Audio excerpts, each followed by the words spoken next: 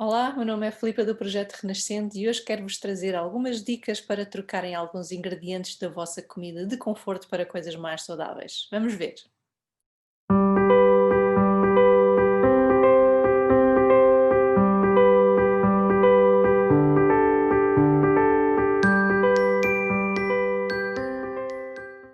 Então, porque é que eu hoje vos estou aqui a falar destas dicas?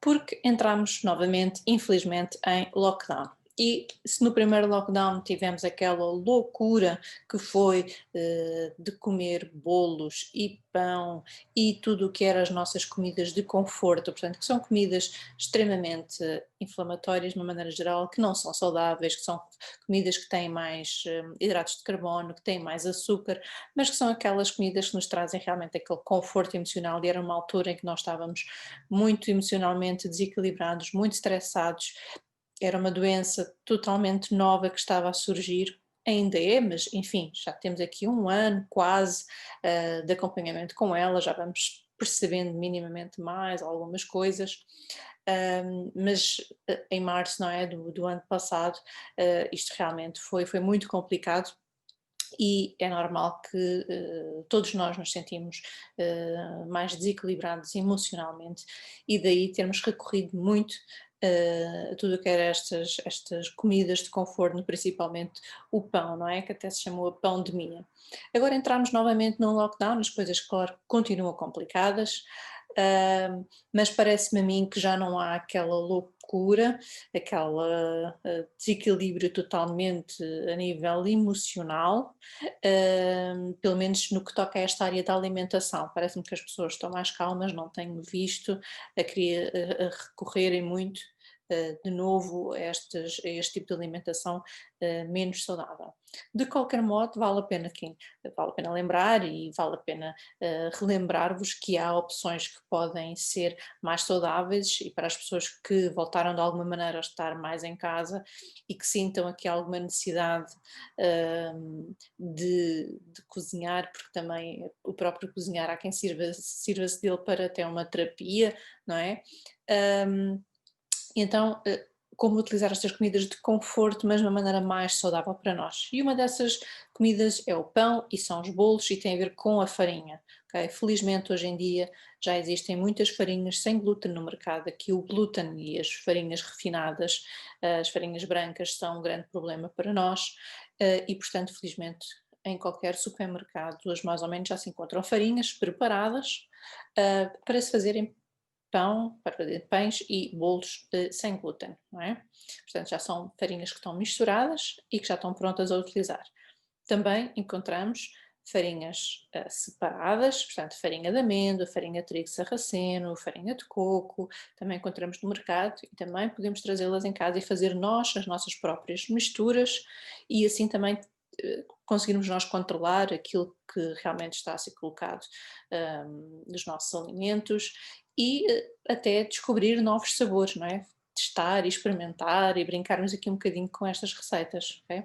Também podemos nós fazer em casa, algumas farinhas conseguimos com facilidade, por exemplo, a farinha de amêndoa e de coco e mesmo a de aveia, são farinhas que são facilmente feitas em casa, é só triturar a própria aveia, não é? E o próprio coco e as amêndoas, por exemplo, basta triturar e temos uma farinha em casa, se calhar não é tão fininha, mas é suficiente para conseguirmos fazer os nossos bolos e as nossas receitas, ok? E a farinha de aveia é uma farinha, por exemplo, muito mais barata do que qualquer outra, mas apenas uma farinha não é suficiente para substituir totalmente as farinhas com glúten, por isso é sempre necessário fazer aqui algumas junções de várias farinhas e mesmo do psyllium, que é um ingrediente que vai dar aqui uma goma, uma mistura aqui aos alimentos que vai servir como se fosse o glúten. Portanto, também na net conseguem encontrar já várias tabelas onde vos vai informar sobre a quantidade das diferentes farinhas que servem para fazer uma farinha mais ou menos equivalente à que seria utilizada com glúten. Tá bem? Outra comida, alimento de conforto que nos pode vir a ser mais tentador é o chocolate, e o chocolate é inflamatório se for um chocolate ou de má qualidade ou com baixa porcentagem de cacau. porque o cacau em si, o cacau é extremamente benéfico para nós, mas o cacau 100% puro, o cacau é extremamente amargo e é intragável, e é por isso que ele é sempre adoçado e é sempre misturado com outras coisas, que é para ser mais apetecível.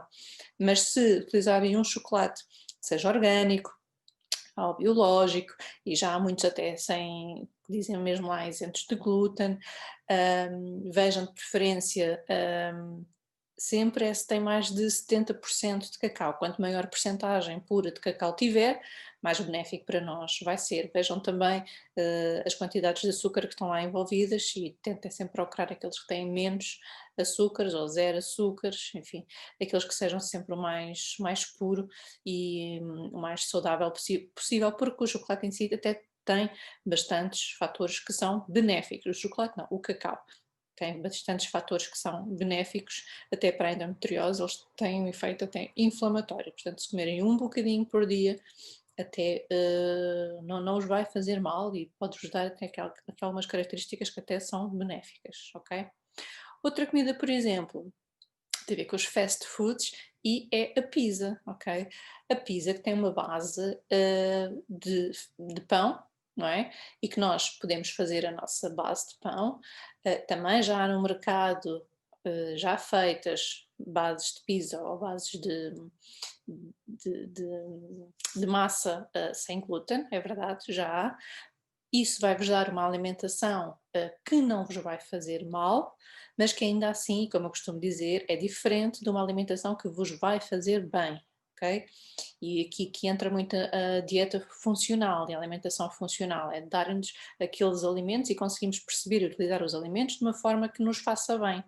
E uma das trocas que nós podemos fazer é exatamente aqui na base, em vez de utilizar pão, utilizar, por exemplo, uma base de couve-flor. A couve-flor, se for triturada, aqui feita podem procurar mais uma vez a receita na net, que eu não vos vou dar agora aqui a receita, mas a couve-flor utilizada como base e amassada e colocada por baixo da pizza, não é?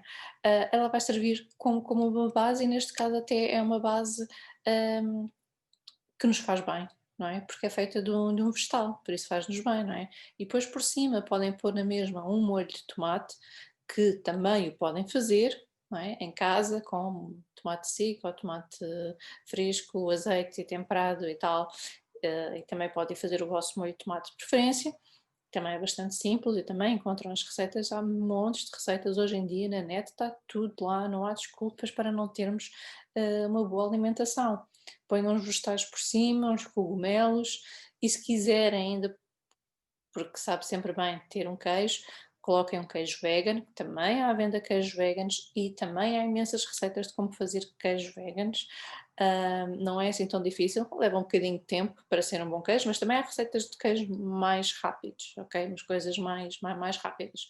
Às vezes os mais rápidos geralmente o que é que não tem? Não tem a parte da fermentação, até a parte dos probióticos, mas servem se quiserem apenas para sentir o sabor, podem fazer, há muitos cremes que podem ser feitos e queijos, que não fica exatamente igual, mas serve bem para o efeito. Portanto, há aqui maneiras que vocês podem utilizar e ter as mesmas comidas e utilizá-las de forma mais saudável e passarem estes tempos, enfim, sem aquelas loucuras todas, mas pelo menos com umas comidas que vos possam confortar, que vos possam saber bem, e que acima de tudo não vos façam mal e tragam ao mesmo tempo os benefícios, os nutrientes e as vitaminas e tudo aquilo que precisamos para nos fazer bem, ok? Fica a dica.